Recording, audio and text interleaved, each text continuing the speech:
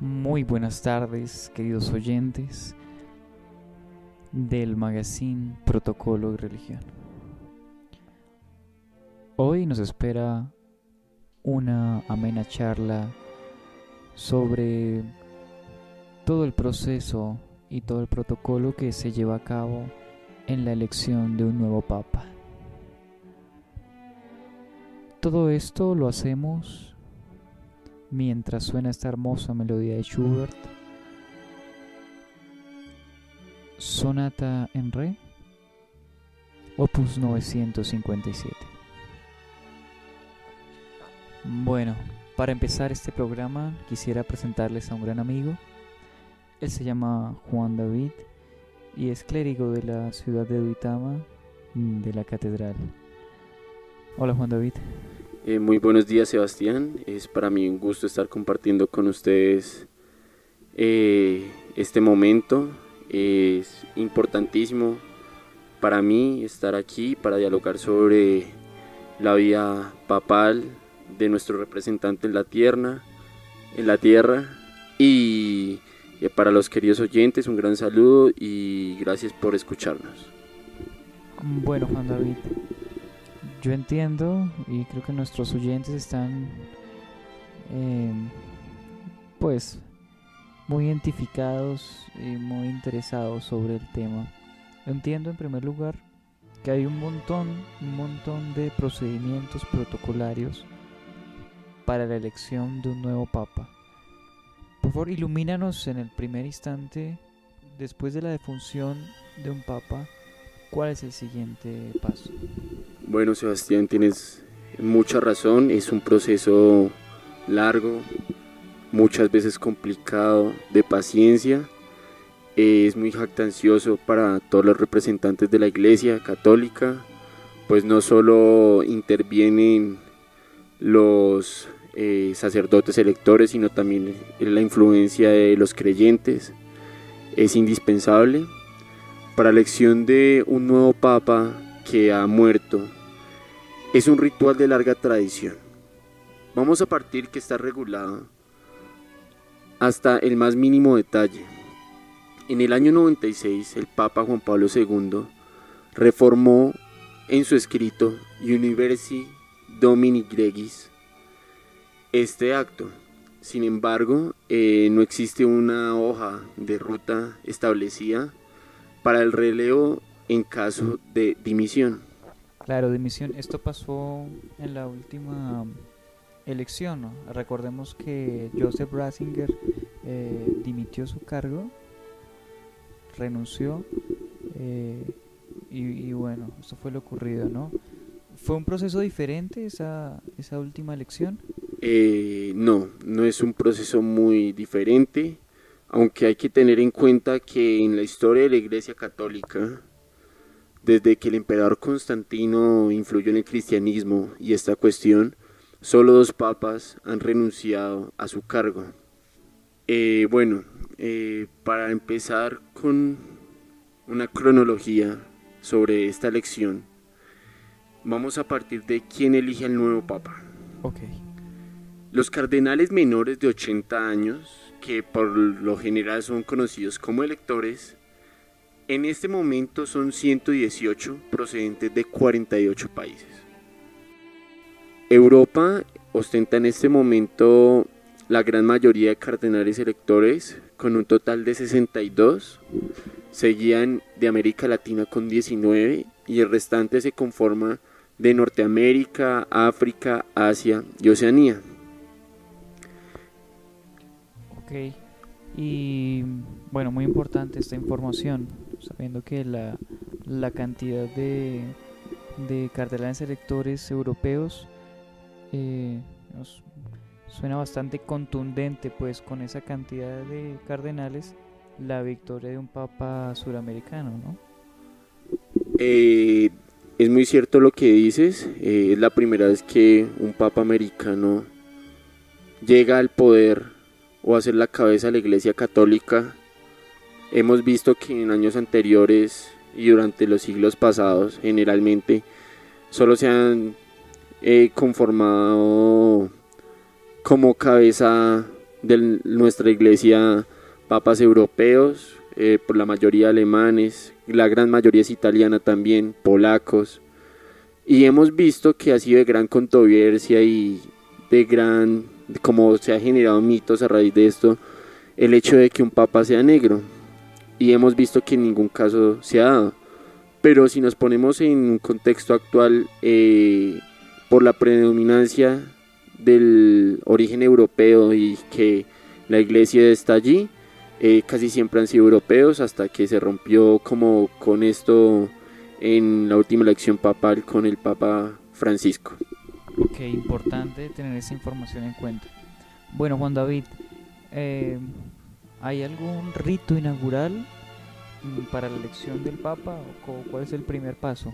Así es, hay un rito que sí, simplemente se le denomina la inauguración del cónclave, en los cuales los cardenales celebran por la mañana en la Basílica de San Pedro, situada pues en Italia, una misa proeligiendo al Papa.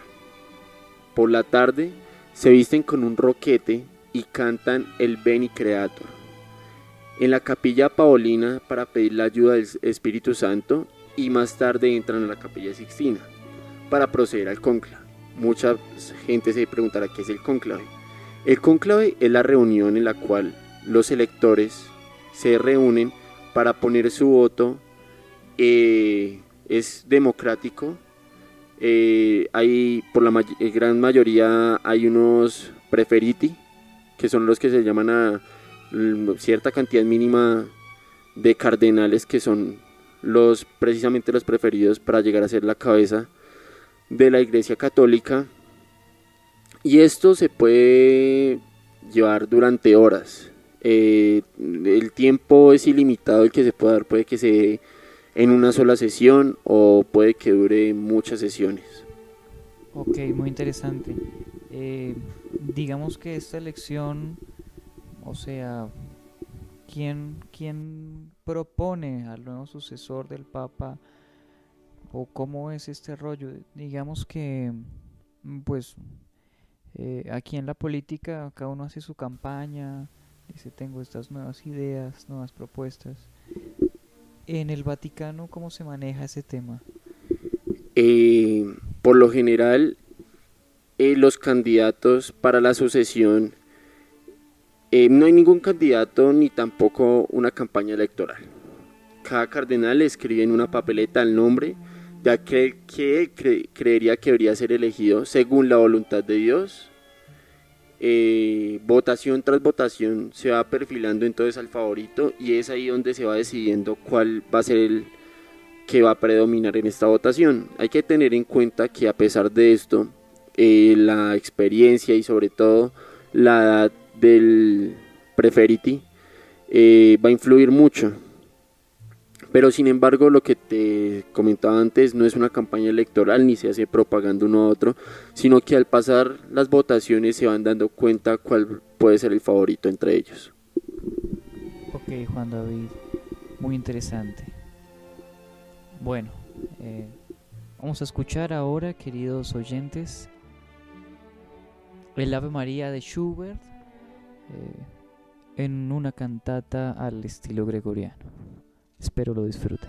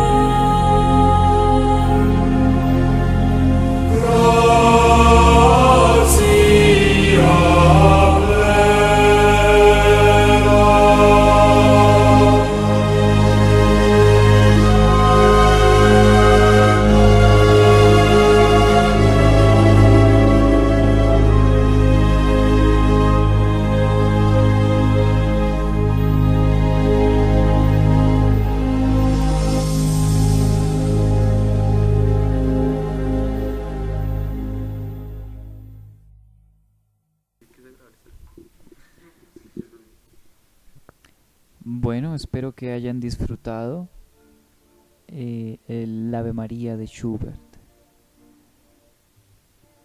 Ahora en esta sección de nuestro magazine tenemos más invitados súper importantísimos para el tema que estamos discutiendo. El día de hoy nos acompaña el historiador religioso Sebastián Borda, con una amplia experiencia en todo este campo. Él fue encargado de la Conferencia Episcopal Colombiana en la Ciudad del Vaticano durante algunos años.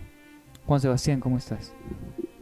Sebastián, muchas gracias por la invitación. Es un gran honor estar para mí acá con ustedes y poder pues compartir un poco de mis experiencias en el Vaticano. Qué bueno. Bueno, te cuento, con Juan David estábamos hablando sobre el tema de los cardenales electorales. Yo te quiero hacer una pregunta. ¿Cuál es el protocolo de los cardenales durante el cónclave? ¿Qué información pueden dar ellos a la prensa? ¿O cómo se maneja ese tema? Hay bastante hermetismo, tengo entendido. ¿Cómo se manejan? No, este se reproduce a puerta cerrada debido a que conclave pues significa con llave. La Capilla Sixtina es registrada por expertos. Ellos realizan búsqueda de micrófonos, cámaras de televisión que puedan estar ocultas. Las grabadoras están totalmente prohibidas y durante el cónclave los cardenales electores no tienen permitido telefonear, ni recibir correspondencia, ni siquiera tener como comunicación con el mundo exterior, puesto que se está manejando una información demasiado importante y privada. Ok, total hermetismo entonces. Exactamente, digamos, por ejemplo, ni siquiera los resultados de las ondas selectivas se publican. Ok, eso sería solo hasta el final, hasta cuando ya hay un papa. Exactamente, cuando ya la decisión está tomada, se da a la luz pública esta información. Ok, interesante. Bueno, luego de esta elección, ¿cómo se prosigue? ¿Cuál sería el siguiente paso? Bueno, se realiza el recuento de votos y se prosigue a hacer una fogata. Si no hay acuerdo y todavía no tenemos un nuevo papa, el humo que desprende la fogata y que sale por una chimenea de la Capilla Sixtina es de color negro. Esta es la forma de anunciar al mundo que aún no tenemos un acuerdo. De lo contrario, si lo hay, el humo será blanco. Significa que ya tenemos un nuevo papa. Ok, interesante. Sí, creo que nuestros oyentes ya estaban un poco familiarizados con ese tema. Digamos que todos los medios, cuando hay una nueva elección, se enfocan mucho en esa parte, ¿no? Si es humo negro, si es humo blanco. Bastante interesante. Sí, es bastante pues conocido, ya que digamos que el protocolo y del todo el procedimiento de la elección del pontífice, esta es como la etapa que más se conoce en el mundo. La espera de un resultado del humo blanco o negro. Ok, Sebastián, muchas gracias. Bueno, y para nuestra siguiente pregunta, yo les quiero presentar a un nuevo invitado. Él se llama Nicolás Murillo. Él es un experto en Derecho Canónico, estudió en la Universidad de Bolonia y en la Universidad Santo Tomás, tengo entendido. Sí, así es, Sebastián. Muchas gracias por la invitación. Gracias. Bueno, tengo una pregunta interesante para ti. Digamos que durante el momento en que el papa anterior fallece y eligen al nuevo papa, durante ese transcurso de tiempo, ¿quién queda a la cabeza de la iglesia? ¿Quién es el responsable de guiar la fe de nuestros feligreses y de velar por la estabilidad de nuestra iglesia? Bueno, en este caso, el camarlengo toma la responsabilidad y se convierte temporalmente en el líder interino de la iglesia. En 2007, Benedicto XVI, el camarlengo de Benedicto XVI era un cardenal italiano llamado Tarcisio Bertone. Sí, es contundentemente cierto. Hay que tener en cuenta que el camarlengo es el secretario del Papa. No necesariamente tiene que ser ni un cardenal, ni un obispo, ni un sacerdote de alto rango. Muchas veces son estudiantes de seminarios o del colegio cardenalicio, o simplemente sacerdotes ordenados, que lo que hacen es servir en las cuestiones y en organizar la agenda del Papa. Ok, qué interesante esta información. ¿Tú sabes quién es ahora el camarlengo de Francisco I? El Papa Francisco ha nombrado como camarlengo de su administración, lo podríamos llamar así, al cardenal Jean-Louis Turán, que es el presidente del Pontificio Consejo para el Diálogo Interreligioso, que además fue quien tuvo el cargo de anunciarle al mundo en la elección del Santo Padre en marzo de 2013 con el tradicional Habemus Papa. Bueno, qué interesante este apunte.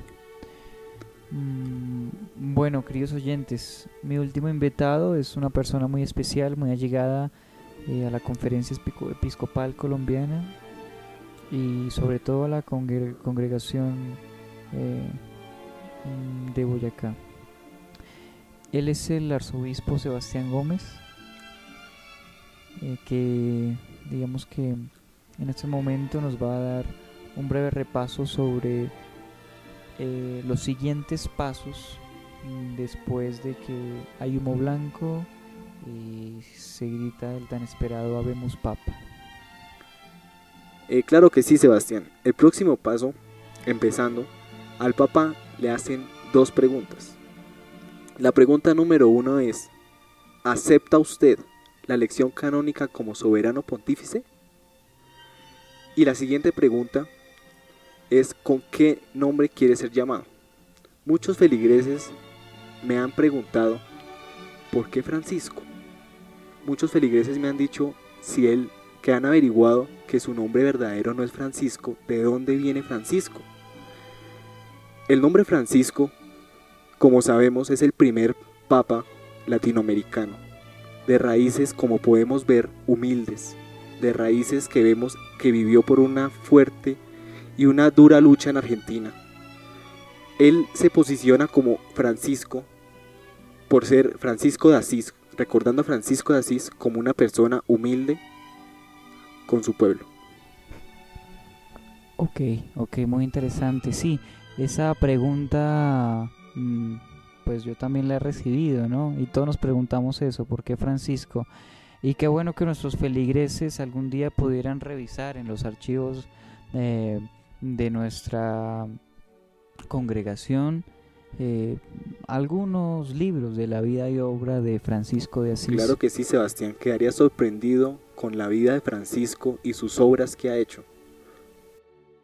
Claro, qué bueno sería conocer la vida de San Francisco. Bueno, hay un tema interesante que es todo el ritual que se hace con el anillo del pescador y el sello de plomo. Yo quiero que nuestro historiador religioso nos cuente un poco más de qué se trata ese tema. Bueno, recordemos que el anillo del pescador proviene de San Pedro, ya que fue el primer papa, es en honor a él, por eso se le llama, y él era pescador, por eso se le llama el anillo del pescador. Normalmente esta pieza se funde y se forma una cruz de oro cuando un papa fallece. En el caso de Benedicto XVI, esta pieza no se destruyó, sino que se fue anulada, por lo que pues dejó de ejercer el cargo, pero no falleció. A este pieza de anillo se le rasgó una raya con el fin de que ésta quedara inutilizable. Esto nos lo firmó Federico Lombardi, el portavoz del Vaticano. El anillo del pescador es utilizado por el obispo de Roma durante su pontificado y su nombre proviene del antiguo oficio de pescador del apóstol San Pedro, como les había mencionado antes. Respecto al sello de plomo, con este se certifican los documentos eclesiásticos más importantes y ese es pues su principal uso. Ok, o sea que digamos que la firma de Francisco va a llevar el sello de plomo en los documentos que él ratifique como papa. Exactamente, así funciona eso. Ok, interesante. Bueno, para terminar, yo quiero hacer una última pregunta a nuestro especialista en Derecho Canónico, Nicolás Murillo. Bueno, Nico, te quería preguntar, Pues bueno, ya sabemos que cuando un papa fallece, vemos que el camarlengo es el que toma el poder y está al frente de la cabeza de la iglesia. Pero ¿qué pasa con los ministerios? Creo que se llama Se les dice dicasterios, Sebastián. dicasterios de la curia romana, que son más o menos como las secretarías de una ciudad. Así es, sí, así Ya. es. Bueno, te quería preguntar qué pasa con eso, cuál es el proceso para que vuelvan a funcionar correctamente y tengan a una persona que esté al frente de cada de esos ministerios, dicasterios. Bueno, lo que pasa es que en ese momento o en el momento en que se pierde o muere el Papa o renuncia, ocurre un fenómeno llamado la sede vacante o sede vacante, la cual es cuando la iglesia particular queda sin obispo o sin líder. En este caso, los dicasterios, que la expresión proviene del latín y significa que el sitio está vacío, refiriéndose a la cátedra de una iglesia en particular. Claro, esto digamos que para evitar un cese de actividades o... Es para evitar un vacío absoluto de poder.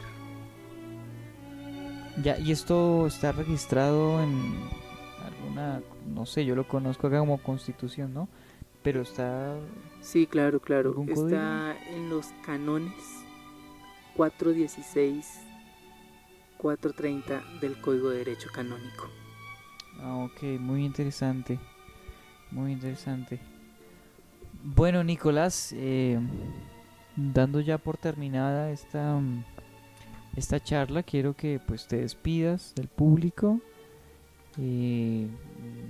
deseándoles pues bendiciones, que sigan en este día con Jesús, reflexionando y qué bueno que se escuche y que alguien profese la palabra y la vida y obra de San Francisco de Asís.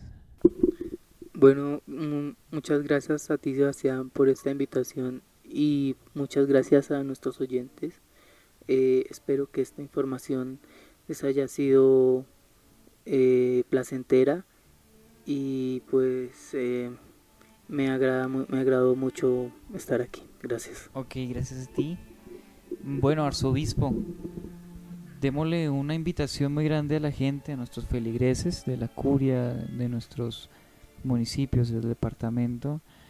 Una invitación grande a que reflexionen y a que conozcan la vida y obra de San Francisco de Asís. Por favor, arzobispo. Claro que sí, Sebas, ni más faltaba. Una reflexión de vida para una vida mejor. Me despido, muchas gracias por invitarme a tu programa de radio y espero volver a estar aquí. Ok, muchas gracias. Despedimos ahora a Juan Sebastián Borda, historiador religioso. Muchas gracias por tu compañía. La verdad que aprendimos mucho de lo que nos hablaste sobre el anillo del pescador y bueno, todos los temas que tu opinión estuvo presente. Claro, con mucho gusto, Sebastián, me encantó haber estado acá.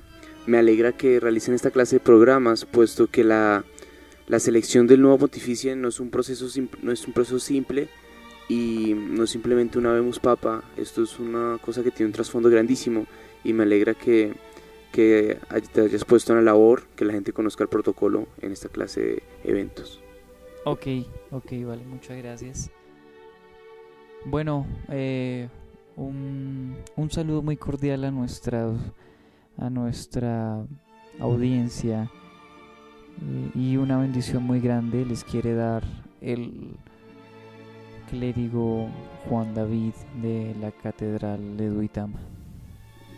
Claro que sí, Sebastián, como siempre, un gusto estar aquí participando de esta reunión con estos maravillosos conocedores de nuestra religión, y una gran bendición a nuestros radioescuchas, pero pues para concluir terminar con algo en concreto y un tema que tocaron aquí mis compañeros sobre San Francisco de Asís.